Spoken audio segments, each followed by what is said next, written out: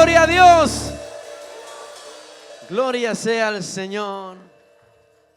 Tenemos una persona más que nos visita, Jefferson Vega. Queremos ver su mano levantada. Bienvenido, mi hermano. Y no sé si hay alguien más que nos visita por primera vez este día. Queremos ver su mano levantada, le queremos saludar. Si no, pues gloria al Señor por los que estamos acá. Y el pastor este día no se encuentra, él anda en la filial de Reading, Pensilvania. Pero estoy seguro que va a ver las fotos que subamos después de la transmisión para ver quiénes han venido. Y estoy seguro que cuando venga de camino va a estar escuchando la transmisión. Así es que vamos a abrir la palabra del Señor, hermanos, en el libro de Apocalipsis, capítulo 2. Y vamos al verso 8.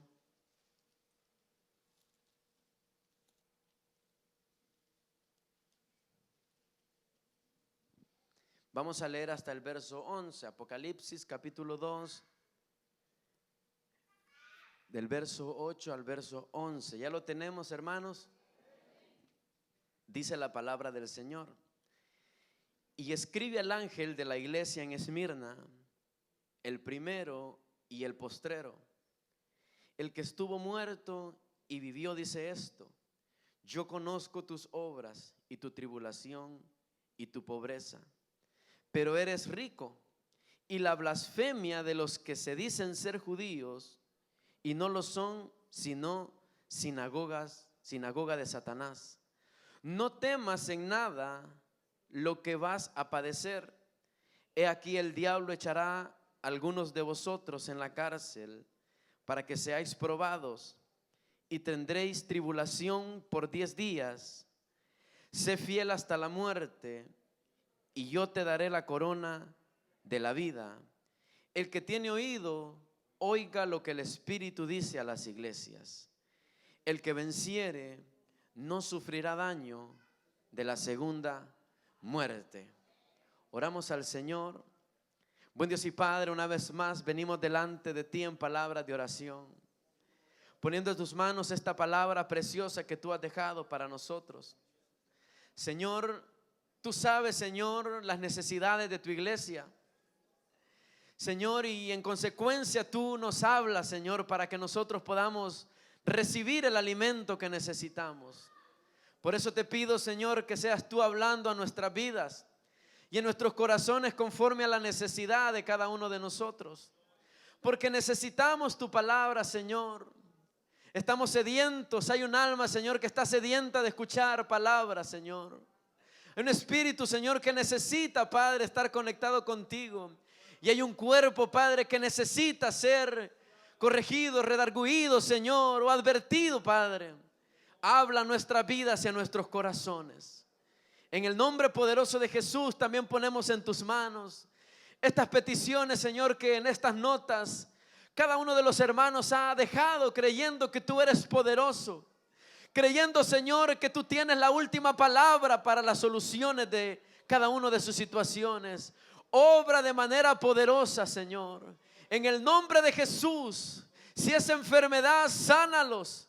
Si es libertad, libéralos, Señor. Si es fortaleza, fortalécelos en el nombre poderoso de Jesús. Toma el control de sus situaciones, toma el control de sus vidas, Padre, pero sobre todas las cosas, que ellos recuerden que hay un Dios que vive y permanece por los siglos de los siglos. Que eso sea lo más importante en sus vidas, Señor. Los ponemos en tus manos. Gracias, Señor, porque tú escuchas las oraciones de tus hijos. Amén y amén. Puede tomar su asiento, hermano y hermana. Hace aproximadamente 2 domingos hemos comenzado una serie de temas que corresponden al capítulo 2 y el capítulo 3 del libro de Apocalipsis. De hecho, solo hemos dado un tema. Este es el segundo. Y en aquella ocasión hablábamos sobre las iglesias a las cuales Juan, el discípulo del Señor, estando en Patmos, escribió de parte del Señor. Él fue nada más el que transcribía, pero eran las cartas de parte del Señor Jesucristo, mensajes a cada uno de ellos diferentes desde su presentación, de cómo se presenta el Señor Jesucristo. En la anterior vez que dimos el primer tema, hablábamos de la iglesia que está en Éfeso, que en ese momento yo les decía que también esa iglesia se encontraba muy cercana a la isla de Patmos. Era el lugar más cercano referente a la distancia que tuviera de Patmos hacia la isla. Les había comentado también que el apóstol Juan había sido enviado no por su gusto a la isla de Patmos, sino que esa era una especie de prisión donde él se encontraba. Si bien no estaba en cuatro paredes o sobre barrotes al frente de él, en ese lugar yo les decía que era una isla donde se desterraban a las personas. Es decir, que estas personas tenían que ver de qué manera podían subsistir en esa isla. Y así es como llega la revelación del Señor a Juan, estando en esa isla, y escribe el libro de Apocalipsis. Lo que veíamos de la iglesia de Éfeso, el tema central era de que decía el Señor a la iglesia de que trabajaba, de que era una iglesia que odiaba la religión de los nicolaítas, pero que habían perdido su primer amor, y eso fue lo que hablábamos en ese entonces, hace aproximadamente 2 domingos. Este día vamos a hablar sobre el mensaje a Esmirna, y un pequeño subtema yo le puse el sufrimiento del cristiano. Fíjese, hermano, que cuando uno quiere impartir un tema, bueno, en lo personal hablo por mí, uno trata la manera de buscar, si bien un tema que rete o que señale ciertas actitudes pecaminosas del mundo, buscamos sobre todas las cosas una parte en la predicación de esperanza, de solución. Sin embargo, este mensaje a Esmirna, usted se va a dar cuenta que habla sobre algo que no comúnmente quizás se da en las predicaciones, que es el sufrimiento del cristiano, y sobre los padecimientos que una persona cristiana pueda llegar a tener. Y precisamente eso es lo que trata este mensaje a Esmirna. La ciudad de Esmirna se encontraba un poco más arriba de Éfeso, digamos buscando al norte, si lo vemos de alguna manera. Buscando al norte, era la segunda ciudad más cercana a la isla de Patmos. Al igual que Éfeso, esta ciudad era una ciudad enriquecida por las construcciones. Para ese entonces, que una ciudad tuviera calles pavimentadas era un gran logro, pues Esmirna era una ciudad que contaba con eso.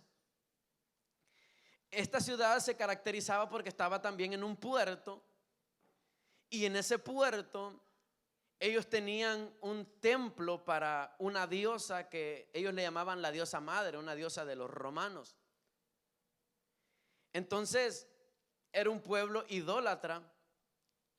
Era un pueblo que también decirles que en el año 70 existió en Jerusalén la destrucción del templo para Israel. Cuando ocurre la destrucción del templo, los judíos se salieron de su ciudad, muchos judíos, pues algunos judíos estaban en Esmirna, llegaron a este lugar y a otros lugares de Asia Menor. Todas las cartas que se escribieron fueron a Asia Menor, lo que ahora conocemos como Turquía. De hecho, Esmirna, si usted lo busca, le va a aparecer la ciudad, pero se llama Isri. Así se llama la ciudad, que de hecho traducido es Esmirna, en Turquía. Y usted puede encontrar, ahí hay lugares arqueológicos donde dan fe de buscar información histórica de cómo fue la ciudad después de Cristo. Entonces, Esmirna era una ciudad que tenía riquezas. Y no solamente eso, hay escritos de la tradición cristiana que dicen de que la gente que vivía en Esmirna, que no eran cristianos, ellos también hacían algo que se llamaba rendir culto imperial. ¿Qué quiere decir esto? De que estas personas miraban al emperador como un dios y ellos le adoraban. Habían templos donde se iba a adorar a los emperadores también. Eso ocurría en Esmirna. Eso es, hermanos, para que nosotros conozcamos un poco del contexto en el cual vivía la iglesia cristiana. Una iglesia que vivía alrededor de personas que económicamente estaban bien. Una iglesia que vivía rodeada de personas que también adoraban a otros dioses. Y por cierto, para ese entonces la iglesia estaba siendo perseguida. Una iglesia también que estaban rodeada de esta adoración que tenían para esta diosa que les digo que era la diosa madre. Por acá apunté yo como ellos le llaman, que era la Magna Mater Frigia, así se llamaba esta mujer, que era de las riquezas y de tanta cosa que ellos miraban. Entonces así vivía esta iglesia, vivía rodeada de todas estas circunstancias que eran obstrucción para el crecimiento de la obra del Señor. Recuerde de que la iglesia estaba dirigida a Esmirna, pero como les dije yo la vez anterior, el mensaje es para la iglesia. Y la iglesia no son las cuatro paredes, este es un local. La iglesia somos cada uno de nosotros. De alguna manera vamos a encontrar indicativos que probablemente nos identifiquen con el tipo de iglesia en el cual somos en este momento. Entonces, empecemos, hermanos. Dice el verso 8: escribe al ángel de la iglesia en Esmirna. Como le dije la vez anterior, muy probablemente esta frase al ángel de la iglesia hacía referencia a escribirle a la persona que estaba pastoreando el lugar. En este caso, según historiadores, para el tiempo en el cual se escribe Apocalipsis, se cree que la persona que estaba liderando la iglesia en ese lugar es un hombre muy conocido por la tradición cristiana que se llama Policarpo de Esmirna. Policarpo de Esmirna fue un hombre que fue discípulo de Juan el Bautista. Entonces se cree que muy probablemente este hombre que se llama Policarpo de Esmirna era la persona que estaba en ese momento llevando a cabo el pastorado de la iglesia en Esmirna. Entonces muy probablemente la carta iba dirigida a él, pero para que él la dijera a toda la iglesia. No porque diga escribe al ángel es que era para el pastor, sino que era para que él la distribuyera en toda la iglesia que estaba ahí en Esmirna. Entonces por eso dice escribe al ángel de la iglesia en Esmirna. ¿Y quién le está escribiendo? Yo ya le dije a usted que quien escribió o quien dijo a Juan que escribiera era Jesucristo. Entonces la persona que está escribiendo estas cartas es específicamente Cristo. Y ahorita me va a entender usted por qué. Dice el primero y el postrero. Y escuche lo que dice: el que estuvo muerto y vivió, dice esto, dice. Entonces la persona que nosotros sabemos que murió en la cruz del Calvario, pero no solo murió y resucitó, es Cristo. Entonces Cristo es quien está escribiendo. Pero también dice el primero y el postrero. Fíjese que en cada una de las cartas que escribe Jesucristo a las iglesias se presenta de una manera diferente. Si usted lo recuerda, al principio del capítulo 2 dice el que tiene las 7 estrellas en su diestra, el que anda en medio de los 7 candeleros de oro, dice. Lo que está diciendo ahí es de que Jesucristo se pasea en la iglesia también. El que anda en medio de los 7 candeleros, esas 7 iglesias que le está escribiendo. Esta explicación de Cristo está en el capítulo 1. En el capítulo 1 Jesucristo se presenta en todos estos términos. Pero hoy para la iglesia de Esmirna se presenta como el primero, el postrero, el que estuvo muerto y vivió.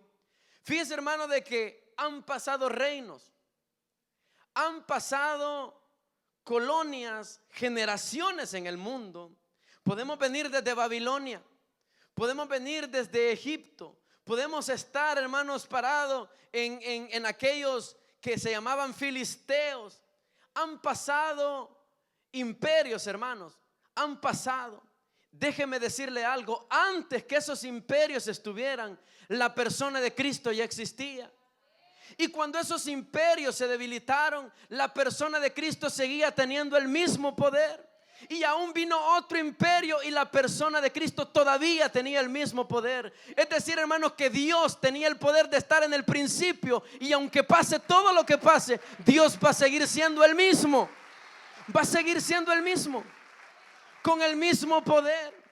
Dice su palabra, el cielo y la tierra pasará, dice, pero su palabra no pasará. Y dice, en un momento, dice, era el verbo y el verbo era con Dios y el verbo era Dios, dice la palabra. Porque Dios es el primero y el último. Él estuvo en el principio. En el principio creó Dios, dice, los cielos y la tierra. Y en el fin, cuando venga el castigo para el diablo y todos los que él se llevó, también el Señor estará ahí con poder y con gloria, juzgando a las personas que tienen que ser juzgados. Él es el primero y el último. Va a pasar todo. Han pasado muchas generaciones, han pasado muchas cosas, pero el Señor sigue siendo el mismo desde el principio hasta este momento. Y aún no estemos nosotros en esta tierra, es decir, hayamos muerto, esta carne haya muerto, Él seguirá siendo Dios. Él estará. Pero también Él dice que Él estuvo muerto y vivió. Él se presenta de esta manera porque les quiere decir de que Él padeció en esta tierra. Él se presenta a esta iglesia porque les está diciendo, miren, yo he padecido, yo he sufrido. Isaías lo relata de una manera explícita todo lo que el Señor llevó. El varón de dolores. Dice que sufrió nuestras dolencias. Él llevó todas nuestras cargas. Entonces Él les está diciendo, yo estuve muerto. Para que Él haya llegado a la muerte tuvo que padecer muchas cosas. Usted ya conoce la pasión de Cristo, que empieza en el Getsemaní. Dice, estoy afligido, les dice a los discípulos, aquellos tres que se llevó. Estoy preocupado, siento que me muero, les decía. Él padeció, Él sufrió. Él sufrió, y no solamente sufrió en sentimientos, sino que Él sufrió también en la carne. Él fue azotado, Él fue avergonzado, hasta el punto de que Él llegó hasta la muerte. Cada gota de sangre que Jesucristo derramó fue sufrimiento de su cuerpo. Entonces dice, yo estuve muerto, pero también resucité. También resucité, es decir que eso fue para el Señor pasajero. Si bien allá le dice el Señor en el Getsemaní, en la oración, Señor, si es posible que pase de mí esta copa, pero no era posible porque tenía que haber un juicio para que cada uno de nosotros hoy tengamos acceso a la salvación del Señor. Entonces Él estuvo muerto y resucitó. Hay una peculiaridad, el Señor se presentó de diferentes maneras a cada una de las iglesias. ¿Por qué razón? La razón, hermano, es de que el Señor se presenta de diferente manera dependiendo de la situación que estaba pasando cada una de ellas. En este caso, la iglesia que estaba en Esmirna era una iglesia que estaba en sufrimiento. Entonces Él se presentó como una persona que ya había experimentado el sufrimiento. Mira, mi hermano y mi hermana, el Señor, cuando tú tengas una situación o estés como te encuentres, puede ser que tú tengas una situación difícil o puede ser que tú tengas una situación en la cual necesites ser redarguido. Cual sea la forma en la cual tú te encuentres, el Señor va a presentarse de la mejor manera hacia ti. Si necesita el Señor corregirte, te va a corregir. Se va a presentar de esa manera. Si necesitas consuelo, el Señor te va a consolar. Entonces Él se presenta de maneras especiales. No a todos se presenta de la mejor manera, se presenta de maneras especiales, de acuerdo a la necesidad que podamos tener cada uno de nosotros. En algunos momentos puede ser que toque como Pablo, que vaya de camino a hacer maldad al pueblo y toque que lo tire completamente y lo deje hasta ciego. Pero era la manera que se tenía que presentar. Puede ser también que alguien esté sufriendo, el Señor se va a presentar como un consolador para ti. Él se va a presentar como un consolador. Lo que le quiero decir es de que el Señor se presenta de la mejor manera para ti. Se presenta de la manera que tú necesitas escucharle, que tú necesitas verle. Entonces por eso Él en cada uno de los mensajes, si usted lo puede ver, se presenta de una manera peculiar, porque cada uno necesita escuchar al Señor desde un punto de vista, aunque siempre Él representa todo lo que dice. Entonces dice la palabra: yo conozco tus obras, versículo 9. Dice: y tu tribulación y tu pobreza, le dice. A diferencia de la iglesia de Éfeso, que le reprochó que había perdido el primer amor, para la iglesia de Esmirna no le reprochó nada. No le reprochó nada. Y probablemente alguien puede decir: ¿será que no tuvo ningún algo que se le podía decir a la iglesia? Probablemente habían situaciones en la iglesia, hermanos, pero el momento en el cual él se tenía que presentar era de esta manera. Y le dice: yo conozco tu tribulación. Hermano, la iglesia de Esmirna, por todo lo que le comenté, estaba sufriendo, empezando por la persecución hacia los cristianos. Estaba siendo perseguida. La iglesia también estaba siendo acusada, estaba siendo difamada. Es decir, hermanos, que esta iglesia estaba sufriendo grandemente. ¿Y qué es la tribulación, hermano?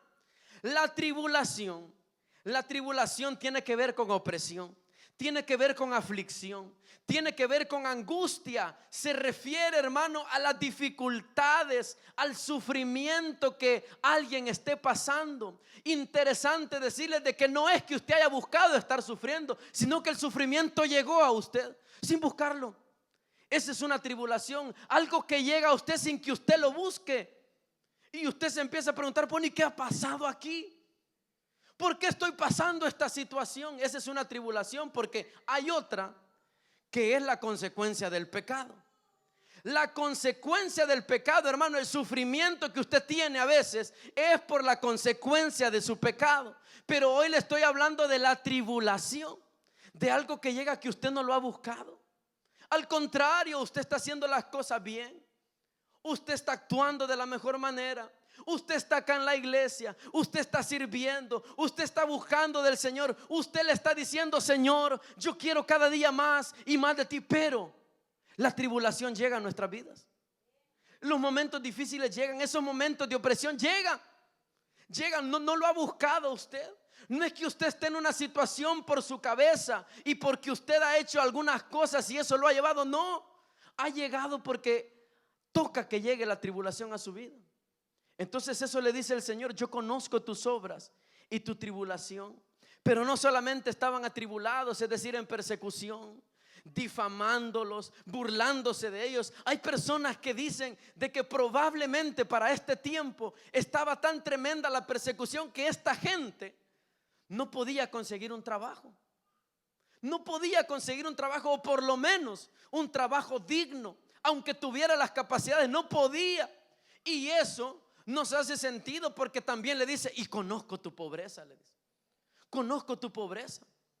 Conozco la pobreza. Mire, la traducción de esa palabra pobreza que esté ahí, que no es nada más que estaba pasando un poquito mal la vida en ese momento. No, dice que estaba en una situación paupérrima. Paupérrima. No tenían para comer, no tenían para vestirse, no tenían para comprar cosas que necesitaban. Algunos no tenían ni para vivienda. Ese es el significado de la pobreza de la palabra que aparece ahí. En una situación paupérrima. Probablemente algunos cristianos de estos dicen, algunos comentaristas, que probablemente en la pobreza que estaban, algunos de ellos los encontraron en las calles, viviendo en las calles. Probablemente por la pobreza. Y yo conozco tu pobreza. Pero algo interesante que usted va a ver ahí, que entre paréntesis dice ahí: pero tú eres rico, dice. Tú eres rico. Y mira, hermano, yo sé que la lógica de nosotros no, quizás entendemos en el término espiritual eso, pero la lógica de nosotros nos lleva: ¿cómo va a ser eso? ¿Cómo va a ser si estamos en la calamidad?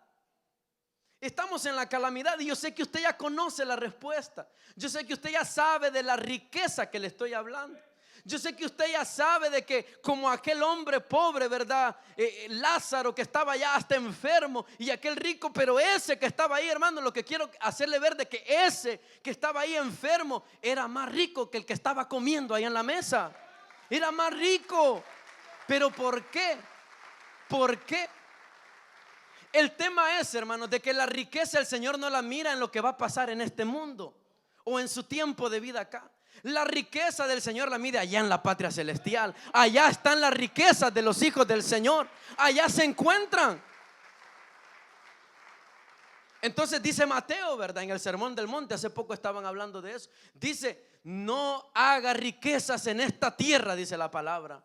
No las hagas, no las hagas, solo haz lo que tú necesitas y visualízate para poder tener lo que tú necesitas. No las hagas, ¿por qué? Porque aquí llega la polía, dice. Aquí te la van a comer, aquí se va a acabar. Mejor haz riquezas allá en los cielos, dice. Haz tesoros en el cielo, dice, porque allá no llega la polía, dice. Así dice la palabra. Entonces, la tribulación, hermanos. Acá tengo unos versos que nos pueden apoyar. De la iglesia del Señor siempre ha pasado tribulación. Siempre ha pasado tribulación, y en aquel entonces persecución de muerte, hermanos. Dice la palabra, y Jesús lo dijo en Juan 16:33: en el mundo tendréis aflicciones, dice, pero confiad en mí, dice, porque yo he vencido el mundo. También dice segunda de Timoteo 3:12: y todos los que quieren vivir piadosamente padecerán persecución. Entonces, hermano, por eso le digo, este tema no mucho se dice acá, pero es una realidad. Usted, cuando acepta al Señor, va a sufrir persecución del diablo primeramente. De hecho, el diablo es el que maquina todas las persecuciones que vamos a tener.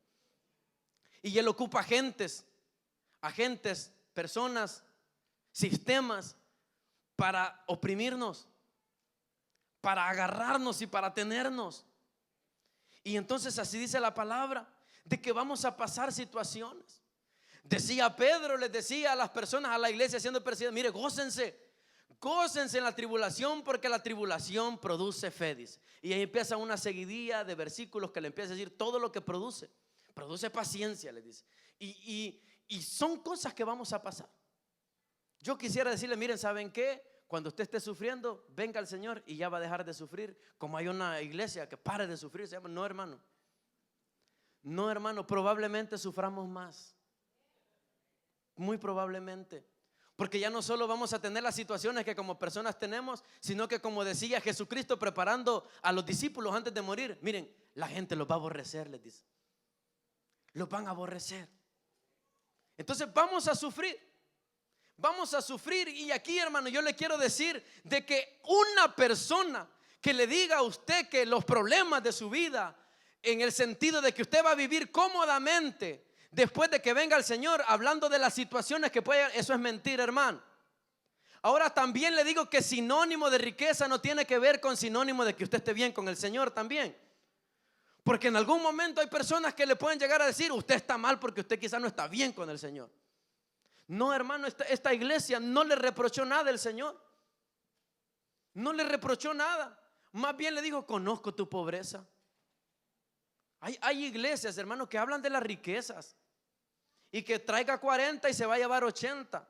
Y si no, se lo triplicamos. Haga la matemática, porque ahorita la cabeza no me da para eso por lo que tengo del tema. 4 por 3 si lo quiere triplicar. Entonces, no, hermanos, no quiere decir eso. Nosotros vamos a pasar situaciones, vamos a sufrir. Ahorita quizás alguien venía con el pensamiento: ojalá que hoy me toque el Señor el corazón. Ojalá que se lo toque en esta predicación, porque usted va a ser uno de los buenos cristianos. Porque usted, bueno, yo acepté al Señor en una predicación que me dijeron que estaba mal y me iba a ir quizás peor. Y yo lo acepté porque amé al Señor. El Señor me tocó, Él se reveló a mi vida. Entonces dice que pasarán pobreza, pero tú eres rico, dice. Y dice: y también conoce el Señor la blasfemia de los que dicen, versículo 9, de los que dicen ser judíos y no lo son, sino sinagoga de Satanás, dice. Le dije que en el año 70 hubo una dispersión de los judíos. Llegaron a Esmirna. Y la iglesia de Esmirna era gentil, ya era una iglesia gentil. Entonces los judíos que venían de la tradición judía, esta gente, estos no son verdaderamente conocedores del Dios que nosotros, porque ellos adoraban al mismo Dios. O sea, era el mismo Dios.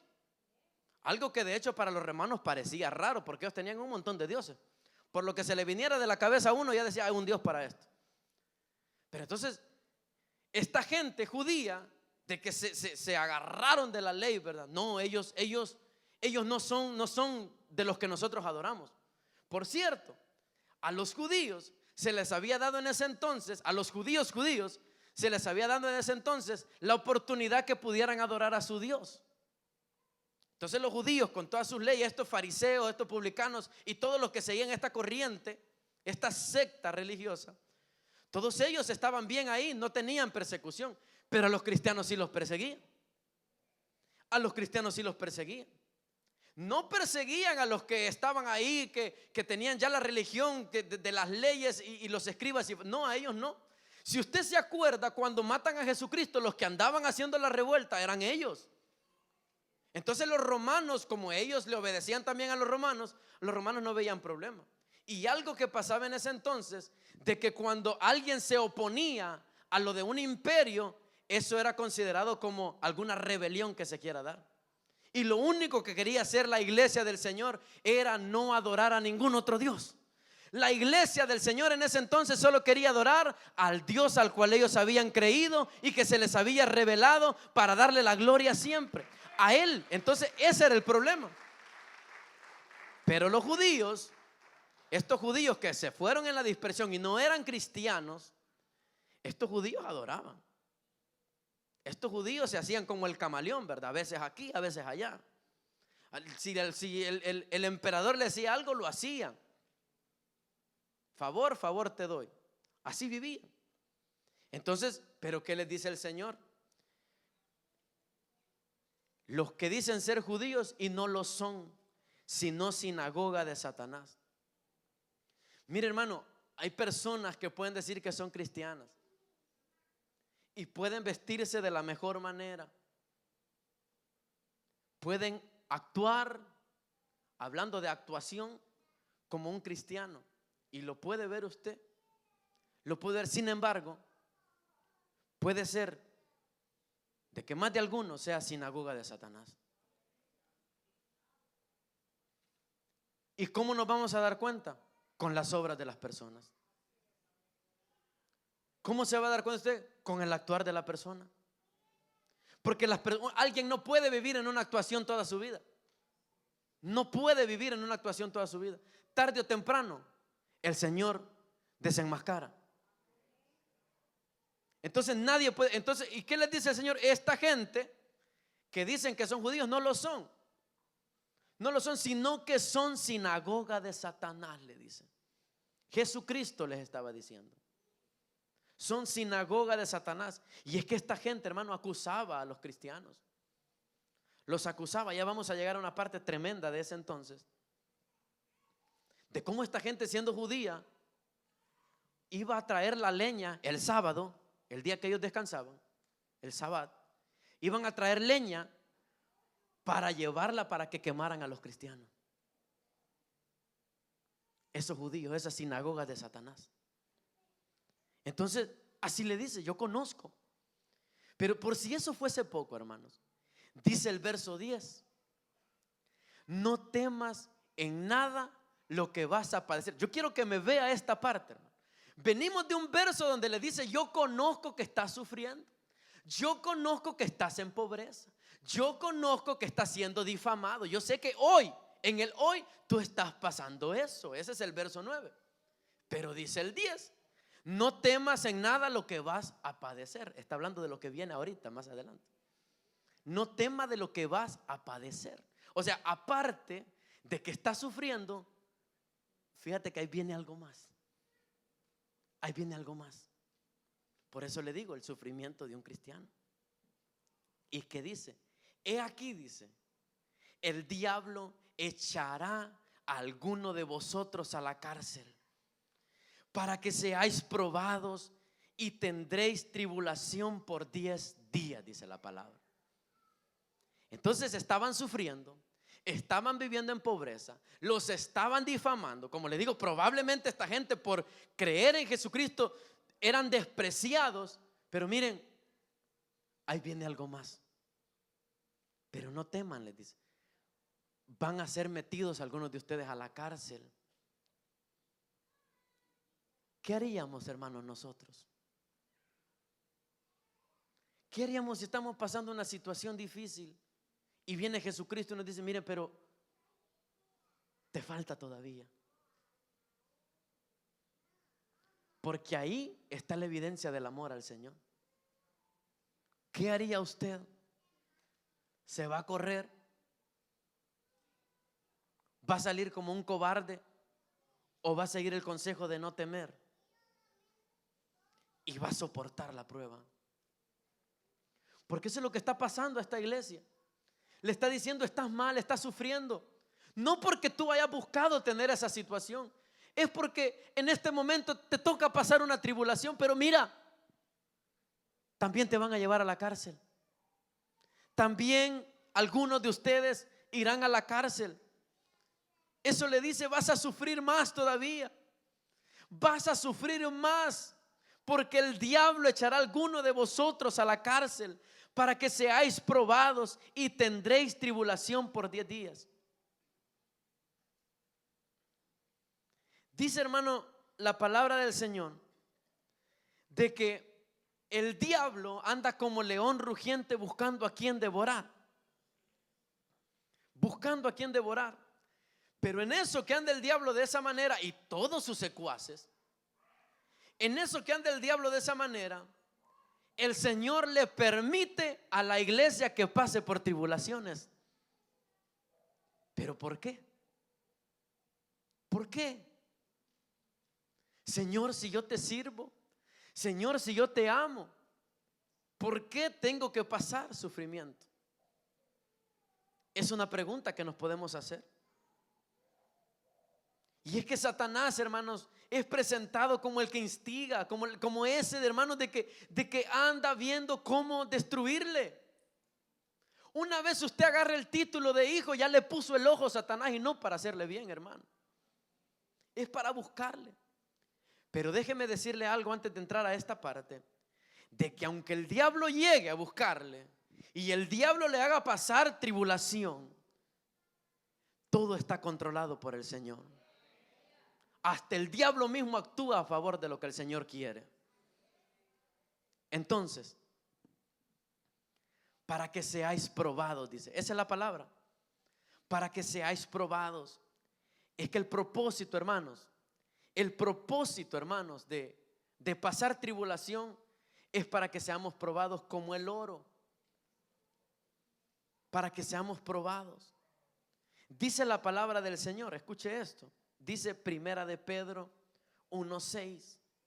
Esto es para ustedes motivo de gran alegría. Le está hablando de que están sufriendo Pedro a ellos. Esto es para ustedes motivo de gran alegría, a pesar de que hasta ahora han tenido que sufrir diversas pruebas por un tiempo. Dice el verso 7 de Primera de Pedro 1: el oro, aunque perecedero, se acrisola al fuego, dice. Así también, dice, la fe de ustedes, que vale mucho más que el oro, al ser acrisolada por la prueba, demostrará que es digna de aprobación, gloria y honor cuando Jesucristo se revele. ¿Qué dice este pasaje, hermano? Hace una comparación con el oro. Dice que el oro, para ser probado de que es oro, tiene que pasar por el fuego.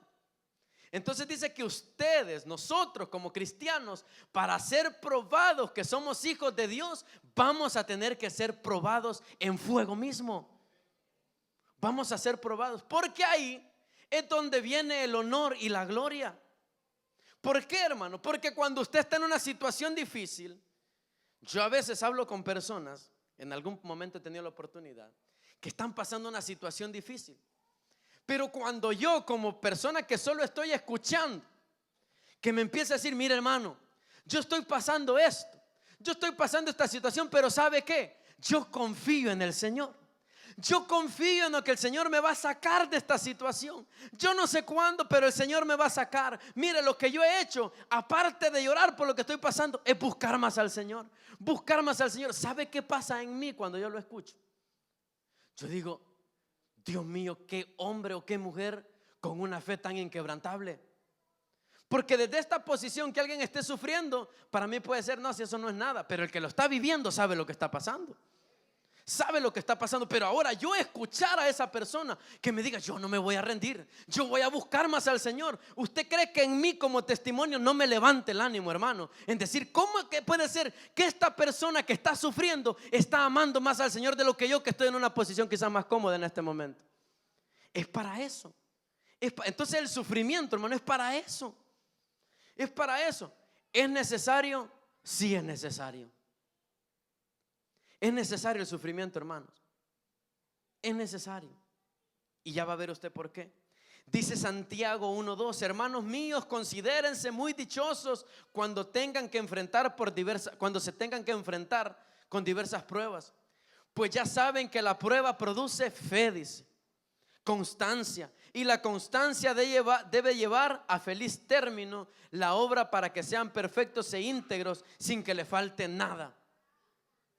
Quizás usted está pasando una situación muy difícil, que solo usted la conoce, quizá. Pero mire, lo que va a hacer esa situación, si usted permanece fiel al Señor, si usted permanece fiel al Señor, puede llorar, puede sentir sufrimiento. Elías estuvo a punto, bueno, le digo al Señor: ¿y por qué mejor no me muero? Puede sufrir, pero si usted permanece fiel al Señor, usted va a llegar a un buen puerto y usted va a mejorar su fe. Usted va a crecer en su fe, usted va a crecer en integridad, porque usted ya después, cuando venga algo que es algo pasajero, que no es como lo que está pasando, usted va a decir: y por esto me voy a poner yo así, y por esta situación, si yo vengo de allá de donde asustan. Yo vengo de allá donde asustan, y allá donde asustaban yo no me alejé del Señor, al contrario, me agarré de su mano, y ahora esta situación me va a hacer a mí estar mal. Es por eso, hermano, es por eso que nosotros tenemos que ver, y quizás puede parecer raro, con gozo la tribulación. Eso, alégrense de la tribulación, le dice Pedro a la iglesia, porque la tribulación va a formar carácter. Va a formar carácter, hermano y hermana. La tribulación te va a formar. Te va a formar. Es la única manera. Es la única manera. Mire, hermano, ¿cómo cree que prueban a veces cosas que son así, que se tienen que hacer? A veces se hacen pruebas buscando la manera de que no funcionen, pero para asegurarse de que están bien. ¿Qué ejemplo le puedo poner con esto? Miren, hermanos, la maquinaria de las industrias esto es industrial, pero hacen un elemento que es así. Pero es tan importante esa pieza en máquinas industriales, porque tiene que resistir a temperaturas calientísimas. De hecho, algunos carros tienen partes de esas piezas. Tienen que resistir temperaturas calientes. ¿Sabe cómo se prueba esa pieza? Se mete al fuego.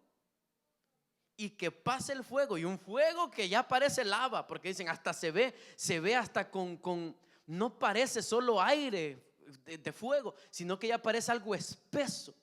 Entonces esa pieza la dejan ahí, como a las horas del horno apagan ese fuego, llegan y miran la pieza, como que nada pasó.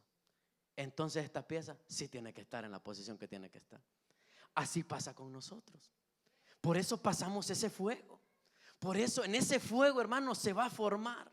En esa opresión se va a formar. En esa opresión va a sacar carácter, va a sacar casta de cristiano. ¿Y sabe qué es lo mejor de esto? De que eso que va a vivir usted va a servir para muchas otras personas, ese sufrimiento que usted pasa, porque usted va a entender las aflicciones de otras personas después. Es necesario. Es necesario. Yo creo que ustedes ya escucharon, la mayoría de ustedes, esto. Pero hace unos años nosotros pasamos una situación dolorosa, tremenda. Y no es que esa sea más dolorosa de la que usted esté pasando, todas las situaciones duelen. Pero lo que le quiero decir, que para nosotros como familia fue lo más doloroso que hemos pasado. Perdimos, bueno, en mi caso perdí a mi hermana menor, que no estaba ni cerca de mí, y mis padres perdieron a una hija, jovencita, empezaba a ver el tema de empezar a especializarse en una carrera de estudio. Pero si usted ha estado acá en algunas predicaciones, usted sabe de que hubo una noche que ellos escucharon una voz y que les decía: es necesario. Es necesario. Yo le digo, aún ahora hay preguntas referente a eso.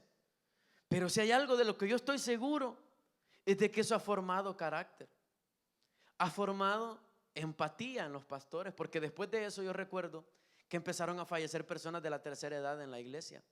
Yo no había escuchado, o quizás no lo tenía tan presente antes, pero después de eso yo empecé a ver una seguidilla de algunas personas de la iglesia o familiares de algunos hermanos acá. Entonces era necesario pasar en eso, porque ya ellos tenían un corazón entendible, un corazón entendible. ¿Y es grato eso, hermano? Por supuesto que no. La muerte de un familiar no es grato. Eso duele. Puede ser el más anciano de la familia que fallezca, pero eso duele, hermanos. Duele el corazón. Pero cuando el Señor nos hace pasar por eso, es para ser probados. ¿Y por qué es necesario? Es porque es necesario. Nosotros no entendemos a veces, pero algo hay en eso. Algo hay en eso que está pasando. Es necesario. Entonces, eso es lo que dice el libro de Santiago. También decirle de que esa tribulación o esa opresión, dice el mismo verso, dice: sé fiel hasta la muerte. Miren, hermanos, lo que le está diciendo Jesucristo a la iglesia: ustedes se van a morir. Ya lo vieron, sé fiel hasta la muerte, les está diciendo. Les está diciendo: sean fieles hasta la muerte. Prácticamente les está diciendo: se van a morir algunos de ustedes. Y eso ya lo conocemos. La historia de la iglesia fue fundamentada en sangre inocente de cristianos que murieron por los leones, murieron apedreados, murieron, hermanos, en hogueras, como lo es uno que vamos a hablar. Murieron, hermanos, aserrados. Hermanos, esta gente murió en tribulación. Es decir, esta gente pasó su vida en esta tierra y murió en la tribulación. Ejemplo también el que hablábamos hace un momento, el rico y Lázaro. Lázaro toda su vida la vivió comiendo migajas de lo que la gente le daba. Toda su vida, pero el tema es que usted y yo sabemos que la vida no es solo esto que vemos en este momento. Hay una eternidad. Y eso es lo que dice: sé fiel, le dice, hasta la muerte, y yo te daré la corona de vida. No le llama la atención, no sé si puso atención, pero dice: sé fiel hasta la muerte y te daré la corona de vida. Sé fiel hasta la muerte y te daré la corona de vida. A un muerto no se le da corona de vida, pero a los que mueren en el Señor saben de que un día vamos a ser llamados a su presencia, y ahí la fidelidad se da premiada y vamos a recibir la corona de vida, aunque hayamos pasado toda la vida en tribulación, la vida de esta tierra. Eso le dice: sé fiel hasta la muerte. Probablemente te mueras por la tribulación, pero le dice después: y yo te daré la corona de vida. Entonces el Señor premia la fidelidad. Dice un comentarista bíblico, dice: el Señor, más que tu cuerpo. Mírense, yo sé que a todos nos gusta el cuerpo, a todos nos gusta. Si ya les he dicho en algún momento acá, hermano, para salir de la casa algunos pasamos 2 horas en el espejo. Desde que se levanta pasa por ahí echándose un vistazo. Todavía estás ahí, ¿verdad? Se va a bañar y se pasa echando otro vistazo. Se pone la ropa, regresa otra vez. Y no se mira tanto la ropa, se está viendo los ojos y la cara, a ver cómo se ve. Sale, entra y pasa a veces, y quizás ve el espejo y no pasó por ahí, se regresa. Ahí estamos todavía bien. Entonces lo que le quiero decir, que este cuerpo lo queremos, pero mire, le voy a decir algo: el Señor quiere más su fidelidad que su cuerpo. Quiere más su fidelidad que su cuerpo. Porque puede ser que su cuerpo sea aprobado por un fuego que lo lleve hasta la muerte, pero lo que el Señor quiere más es su fidelidad. Eso es lo que dice: sé fiel hasta la muerte. Mira, quizás te vas a morir, y perdone que lo diga, pero a mí me gusta parafrasear porque como que se me queda más en la mente a mí lo que leo. Quizás vas a sufrir y quizás vas a llegar a la muerte, pero la fidelidad tiene que estar por encima de eso. La fidelidad a Dios. Eso es lo que les está diciendo. Así es que, hermanos, eso es en cuanto a lo que le dice la iglesia de Esmirna, que van a sufrir. Y para cerrar el punto, es una historia que voy a contar, quizás son 10 minutos de la historia. Les voy a hablar del pastor que estaba en ese lugar, Policarpo de Esmirna. Hay un libro que se llama El martirio de Policarpo, se llama este libro. Ya les dije que este hombre fue un discípulo de Juan, es decir, que él conoció a uno de los discípulos de Jesucristo. A estas personas se conocieron como los padres apostólicos. Entonces, hermanos, hubo un tiempo donde a Policarpo, hubo unos muertos de unos cristianos, los mataron, llevaron a juicio y los mataron. Decidió el Consejo de Roma que los tenían que matar, los mataron. Cuando estaban matando a esas personas, cuando los estaban matando la gente, los judíos y las que estaban ahí, decía: muerte a Policarpo de Esmirna, decía. Él estaba vivo en ese momento. Muerte a Policarpo de Esmirna. Llega la noticia a él y quiere huir.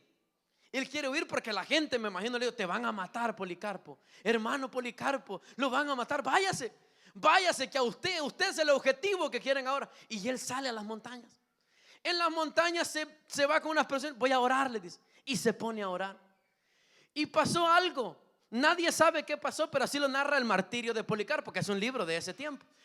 Que son testigos oculares de esa vida de Policarpo. Entonces dice de que Policarpo, cuando sale de esa persecución, dice: no tengo que huir. Y se regresa a Esmirna. Entonces lo agarraron porque ese revoluto de personas llevó al punto de agarrar a Policarpo. Aquí hay unas frases que la gente escuchó que decía Policarpo, porque lo que querían era que Policarpo adorara al emperador en ese entonces. Querían que adorara al emperador de ese entonces. Entonces viene Policarpo y dice esto primeramente. Y esto está, me imagino yo, que lo más textual que se pueda con lo que pasó en ese momento. Dice de que le dijeron: jura y te libero. Que jurara en nombre del emperador y maldice a Cristo. Esto respondió Policarpo. Quiero que se quede con la frase: sé fiel hasta la muerte, hermano. Dice: 86 años le he servido y él nunca me ha hecho ningún mal, dijo. ¿Cómo puedo blasfemar de mi rey que me ha salvado?, dijo Policarpo. Fue lo primero que dijo, porque le dijeron: maldícelo y te vas a librar. Y jura por el emperador y te vas a librar. Pues él dijo eso. Entonces lo amenazaron y le dijeron: te vamos a echar a las fieras. Esas fieras no comían, hermanos, porque lo que comían eran a las personas que les tiraban. Esas fieras eran hambrientas. Entonces viene y contesta nuevamente él: tráiganlas, porque no está permitido arrepentirse de lo mejor hacia lo peor, les dijo él. No está permitido. Sé fiel hasta la muerte. No está permitido arrepentirse de lo mejor hacia lo peor. Pero es noble, dice, cambiar. Y les dice a él predicándole: es noble cambiar de lo malo a lo justo, que les estaba diciendo a ellos. También lo dijo Policarpo. Vienen y se enojan y ya lo agarraron a la hoguera, al fuego. Llevaban a Policarpo al fuego. Y estoy leyéndolo porque quiero decirle textualmente lo que el libro del martirio de Policarpo dice. Entonces le dice: te vamos a meter al fuego. Y le dice él: tú me amenazas con un fuego que arde, les dice, por 1 hora y luego se apagará, pero ignoras, les decía a las personas, el fuego del juicio venidero y del castigo eterno reservado para los impíos. ¿Por qué te demoras? Haz lo que quieras, llévame a la hoguera, le decía Policarpo. Y cuando le ordenaron y gritaron la gente que mueran los ateos, porque para ellos los cristianos, los que creían en Jesucristo, eran los ateos. Que mueran los ateos. Probablemente los judíos decían eso. Probablemente los judíos, porque esos judíos consideraban una secta a los que habían creído en Jesucristo. Entonces decían ellos: que mueran los ateos, refiriéndose a los cristianos, ¿verdad? Y viene Policarpo, ya estando amarrado y que estaba en la hoguera: que mueran los ateos, les digo, y lo señaló a todos ellos. Entonces, estando en la hoguera, porque murió en la hoguera, él murió ahí.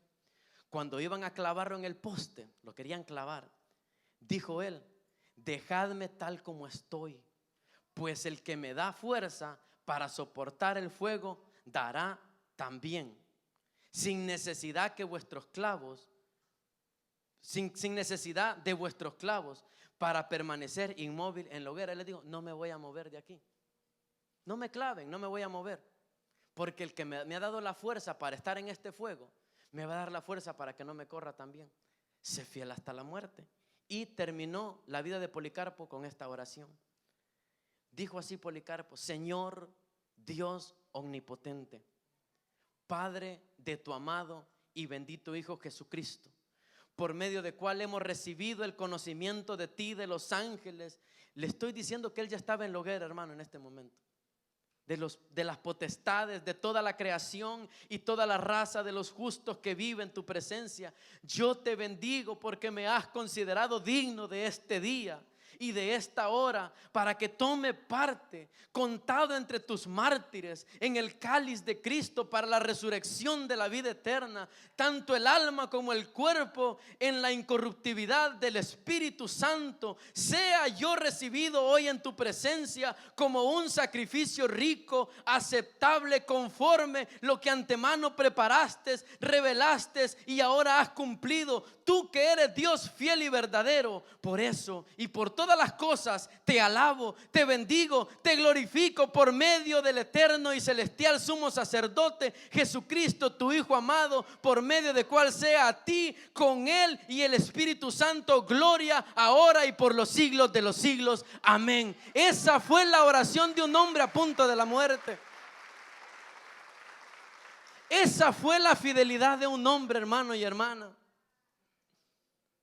La sangre de estos hombres, hermanos, la sangre, el fuego que consumió a estos hombres, hermanos, hace que ahora nosotros conozcamos el evangelio.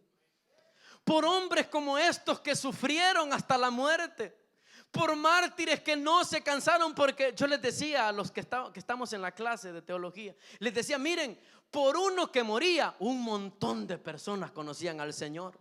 Porque esta gente se preguntaba: ¿y qué pasa con esta gente? ¿Qué les cuesta decir que ya no creen en Jesucristo? ¿Qué les cuesta? Entonces eso empezaba a hacer eco en sus corazones y empezaba a hacer eco, y por eso, hermano, el evangelio se esparció. Y ahora nosotros, por misericordia de Dios, conocemos que hay un Dios que, a pesar de la muerte física, Él nos dará la corona de vida. ¿Cuál es tu sufrimiento? Porque de eso hemos hablado. Tu sufrimiento no se compara con lo que te espera si permaneces fiel al Señor. No se compara, mi hermano. Dios quiera que el Espíritu del Señor nos llene como a estos hombres, y que ante la adversidad, no le estoy deseando que lo maten a usted por el cristianismo, no, pero cuando esté en una tribulación, que usted alabe, y como él terminó diciendo, que todo su ser reconoce que la gloria y la honra es para Jesucristo por los siglos de los siglos. Hermano, que no haya tribulación que te aparte del Señor. Que no haya, hermano, prueba que te aparte del Señor.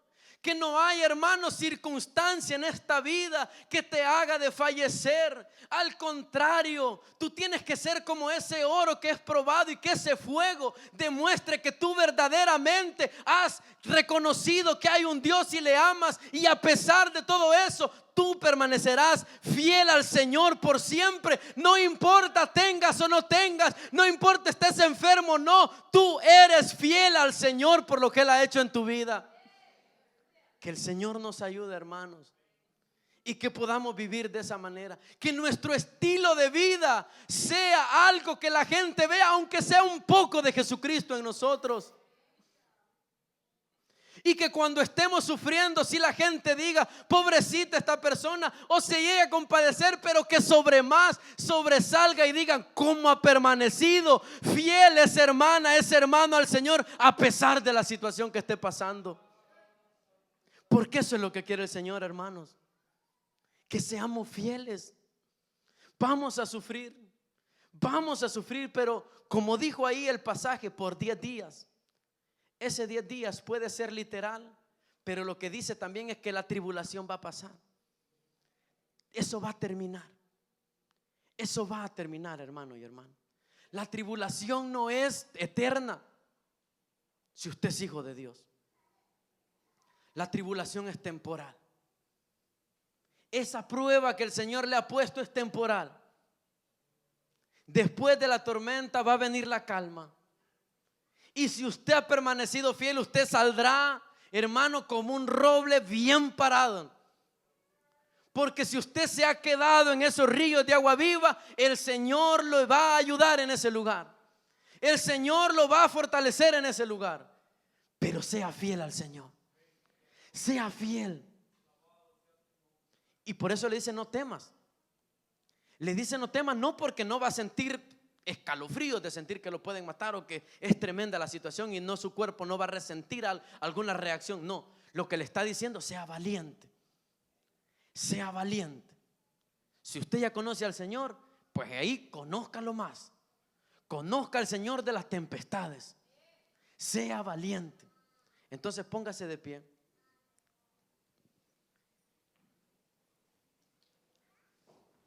Y que el Señor nos ayude, hermanos. Ese es el mensaje del Señor a la iglesia de Esmirna y a todo el que estemos pasando alguna situación. Seamos fieles hasta la muerte.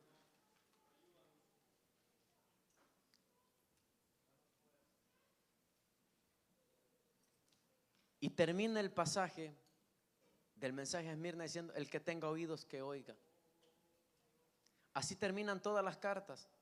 El que tenga oídos para oír, que oiga lo que el Espíritu dice a la iglesia.